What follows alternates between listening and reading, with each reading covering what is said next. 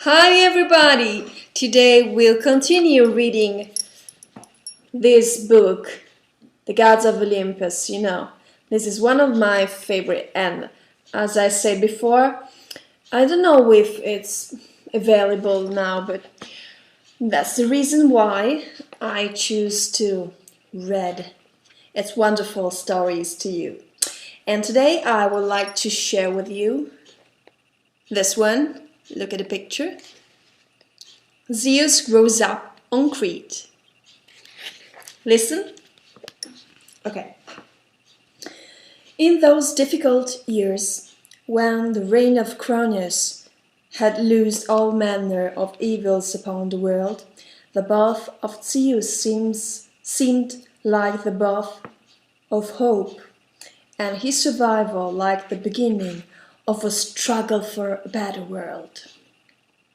All the deities of Crete hastened to the support of this baby, which had first seen the light of the day in the cave of Mount Dicte. It was as if something told them that his would be the hands that would free the world from its bonds.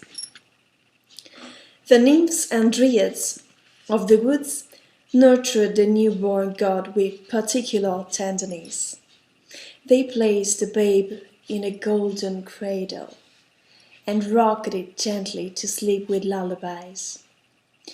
And when he woke, they leaned over the cradle and sang a beautiful song.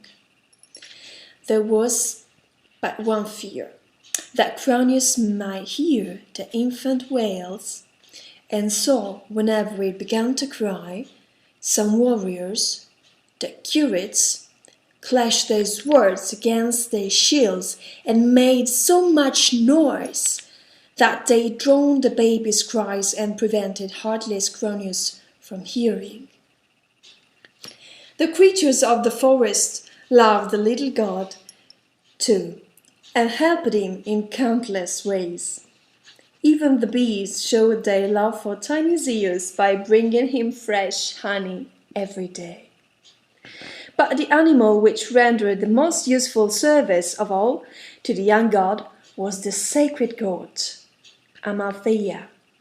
She loved little Zeus like her own kid, gave him her milk, and enveloped him with tender, motherly care, watching over him while he played and never straying from his side. How Zeus loved Amalthea! He was never happier than when playing with her and scrambling upon her back, and she, patient and tender-hearted animal that she was, bore patiently with all his games. One day, however, young Zeus caught hold of one of her horns in play, and such was his strength that the horn came off in his hands.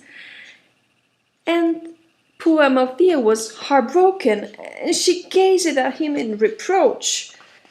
Overcome with remorse at his carelessness, the young god begged her not to grieve and promised her that the horn he had broken off would become the horn of plenty, and that from it would pour every gift the heart could desire. And that was indeed what happened. Every time Amalthea upturned the horn, piles of luscious fruits would come tumbling from its mouth. Figs, grapes, apples, and whatever else her appetite fancied. All the animals of the forest played with Zeus, and the nymphs and dryads offered him beautiful gifts. The nymph Adrastea gave him a wonderful ball woven from golden rings. And when the young god threw it, it left a shining trail like a shooting star. Little Zeus would go wild with delight playing with this lovely gift.